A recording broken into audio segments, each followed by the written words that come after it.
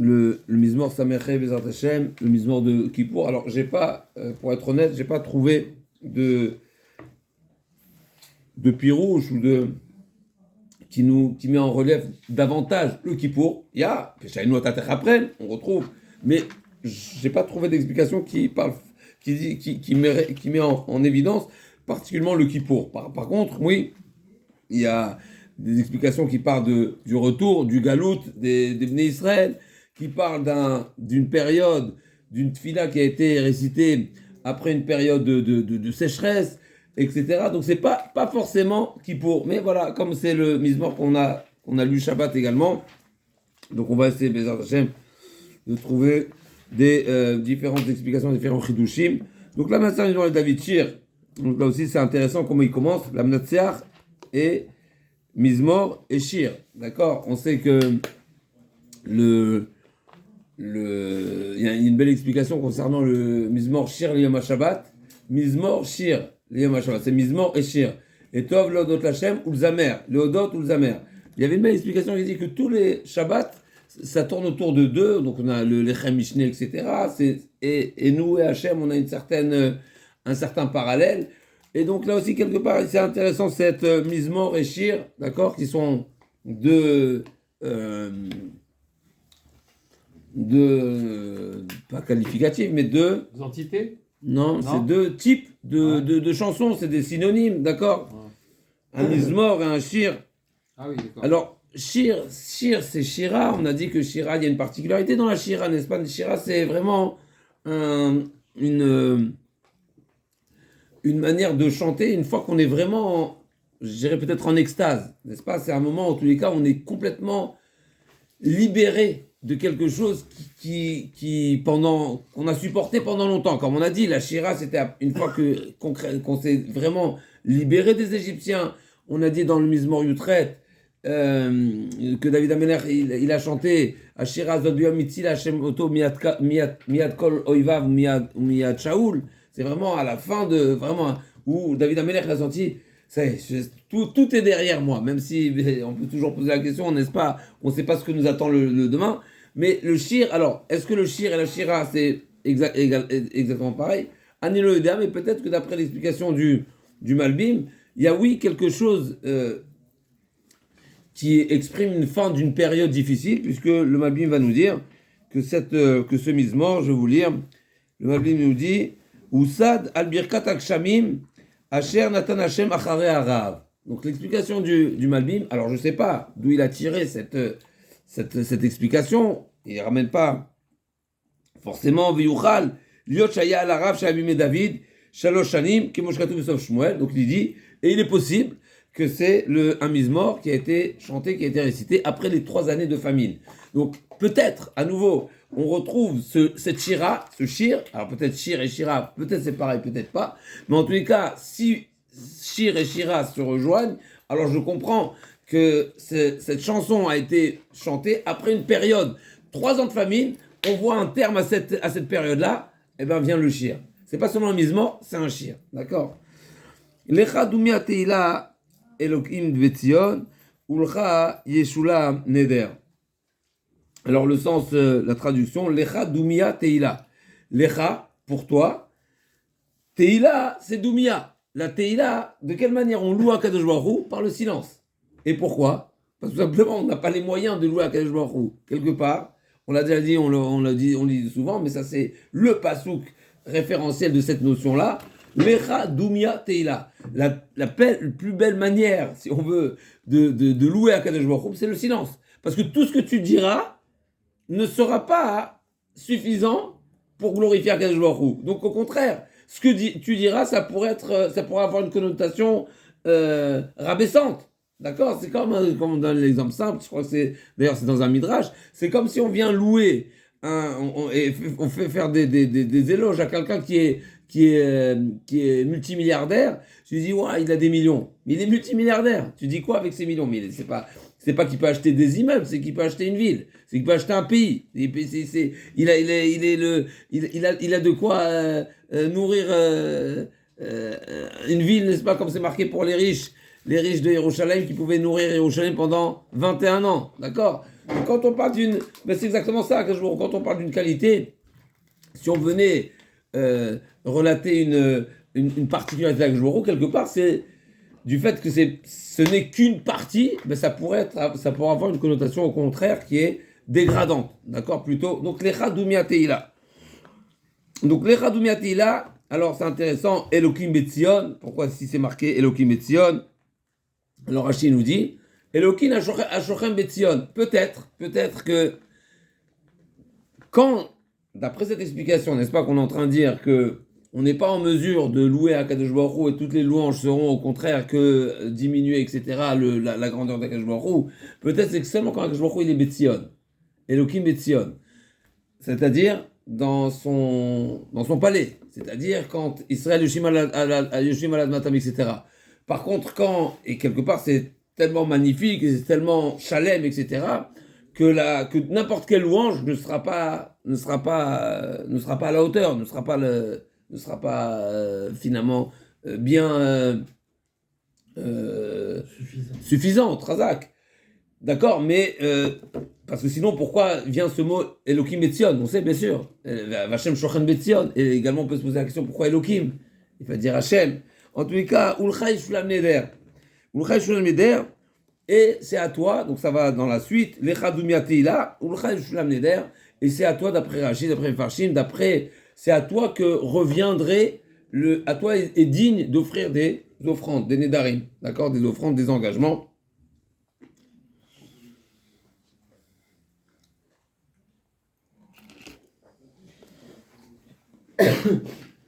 Alors également, le Rashi déjà. La matière, c'est aussi une sorte de. Pardon. S'il y a ça au chat. Rashi nous donne une deuxième explication et qui là ça va répondre quel est le lien avec Elohim Betzion, parce que c'est justement les Doumia Teila Elohim Betzion. De quel Doumia on parle? De quel silence on parle? On parle le silence d'Akadosh Baruch Hu quand les ennemis ont attaqué Tzion. Et ça, en réalité, la Doumia d'Akadosh Baruch Hu, l'Echa Doumia, la Doumia d'Akadosh Baruch Hu, lorsque les Goïms sont venus et porter atteinte au Kavod Hashem qui était à Tzion, et bien ça c'est une Teila d'Akadosh Baruch Hu. C'est pourquoi?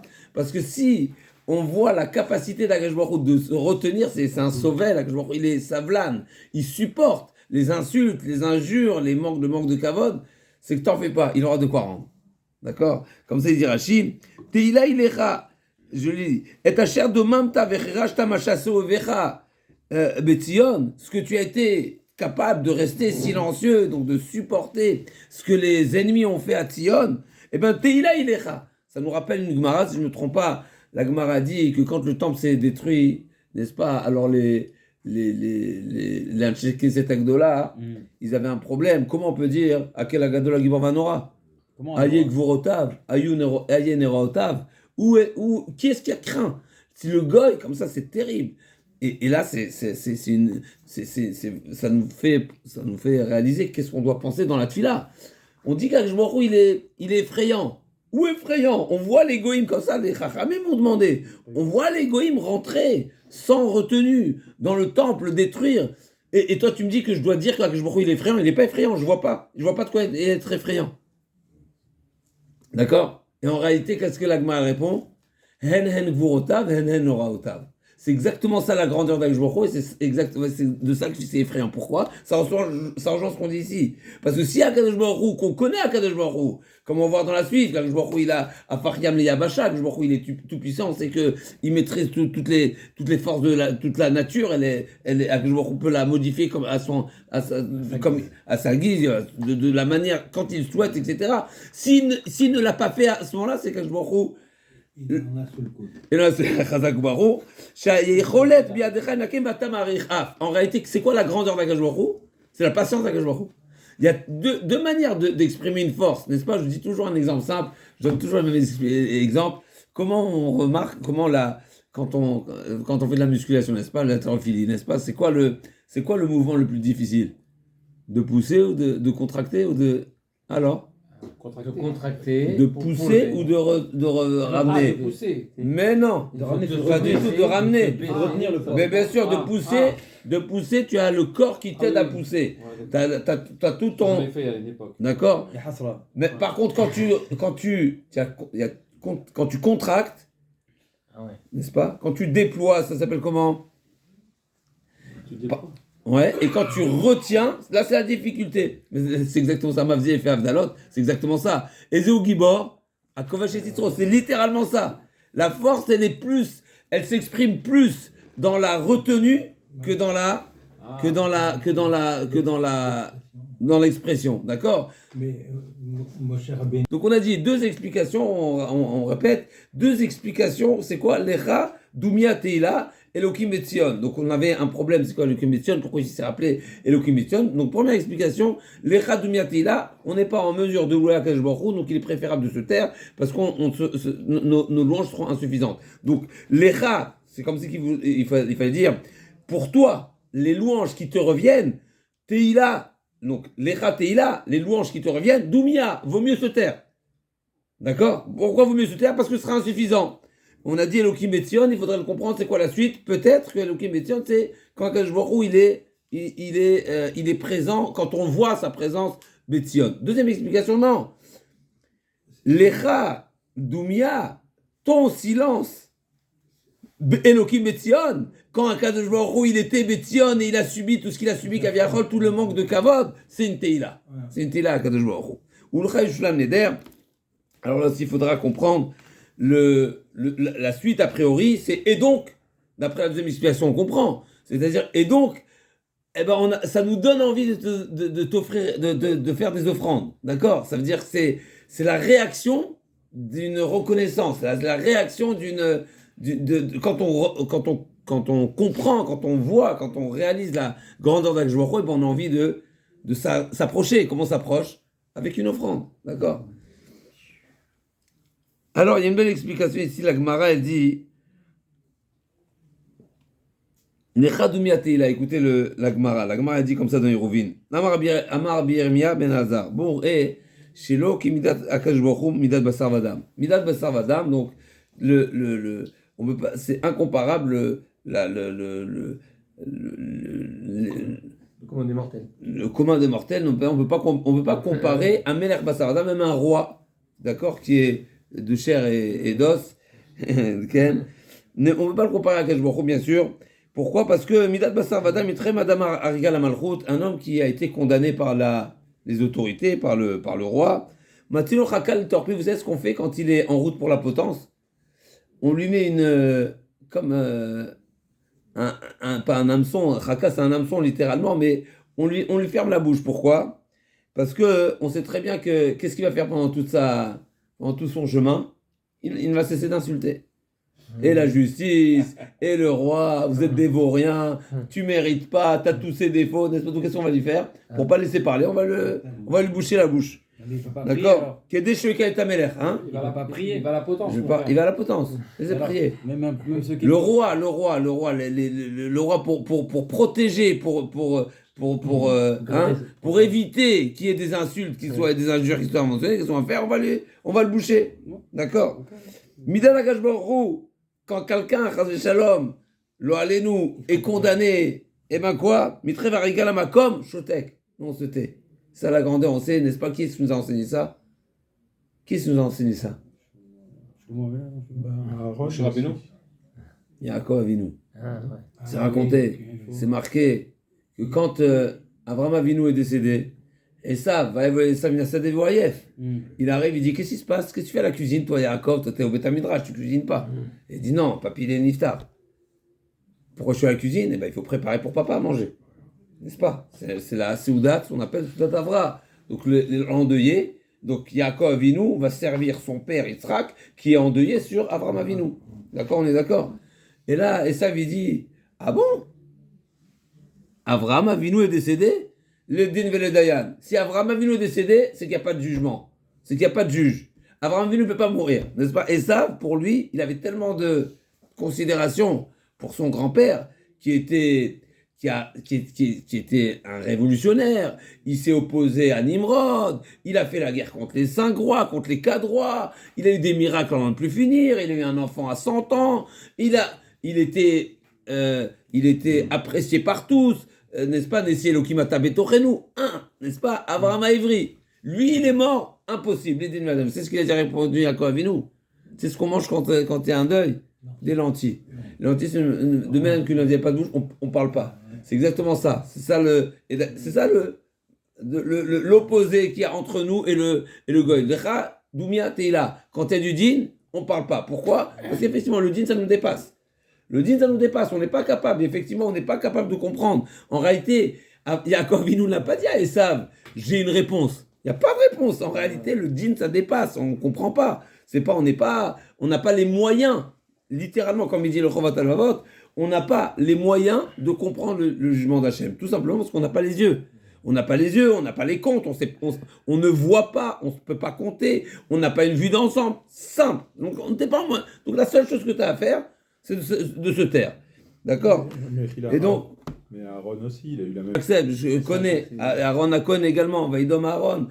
Et c'est terrible, bien sûr. Non, on n'a rien à dire, il n'y a rien à dire.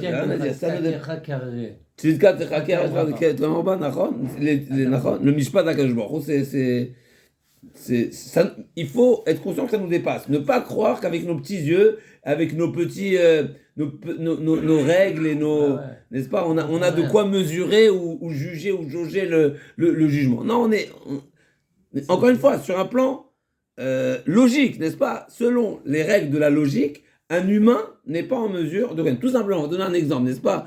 Nous, on pense, on va parler dans les deux opposés, n'est-ce pas? Une personne qu'on pense sadique, on pense sadique, irréprochable, etc. Mais peut-être c'est qu'une apparence, peut-être c'est qu'une façade. Et vice-versa. Une personne qui nous paraît pas forcément, mais peut-être qu'il est sadique. Donc, qui peut juger ça? Yodéa Talumot, il n'y a que le bon Dieu.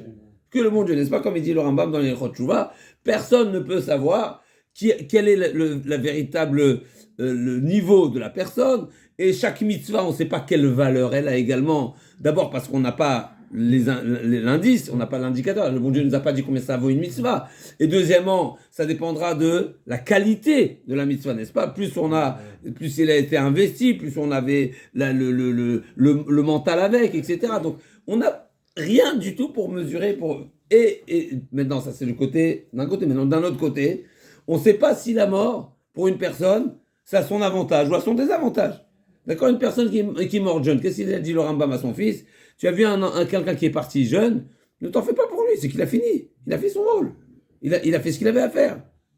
Alors, à nouveau, pour nous, c'est difficile. Effectivement, même à Moshe Rabbeinu, on lui a dit, t'as fini ton rôle. Moshe Rabbeinu a dit, non, mais je suis bien ici, je ne veux pas partir. Et le Malach HaMavet ne pouvait pas, comme on a dit Shabbat, on l'a appelé Shabbat. Le clan Israël, on pensait qu'ils allaient retenir la mort de Moshe Rabbeinu, etc. C'est sûr qu'il y a quelque chose, puisque, a priori, ce n'était pas le projet initial. Quelque part, ce n'était pas le projet idéal d'Akadosh Baruch Hu, dans le sens où, si ce n'était la faute, il n'y aurait pas eu de mort. Il y aurait eu un passage d'état d'humain, un état comme ange, etc. Il y aurait une transition qui serait d'une autre manière, pas forcément par la mort, la fartachouv, etc. Donc c'est sûr que, mais en tous les cas, il est très possible. C'est vrai que nous on a de la peine, il y a cette séparation, il y a cette absence, on peut plus profiter, et on se dit on a manqué, on a raté, est-ce qu'on a fait assez, etc. Bien sûr, il y a le chagrin, il y a la peine, il y a le deuil, il y a la tristesse. Ok, tout ça, ça existe. Mais au fond des choses, le niftar, il est très bien là où il est. Très, très bien où il est. Et peut-être mieux. Et peut-être au contraire. Akadosh Baruch Hu lui a évité des souffrances, il lui a évité des... N'est-ce pas? Donc on ne sait pas. Donc tous ces éléments que nous n'avons pas ne nous permettent pas d'imaginer qu'on peut faire un jugement. Donc la seule chose qu'on a à faire, c'est quoi? Se taire. D'accord, on n'a pas de... Non seulement...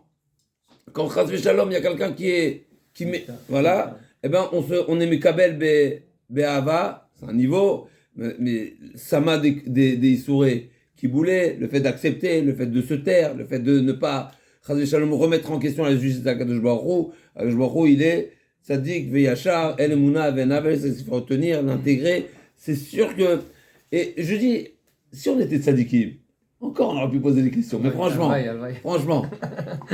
non, franchement, des fois on se prend l'eau à nous. Alors on demande à Kajborou de nous pardonner.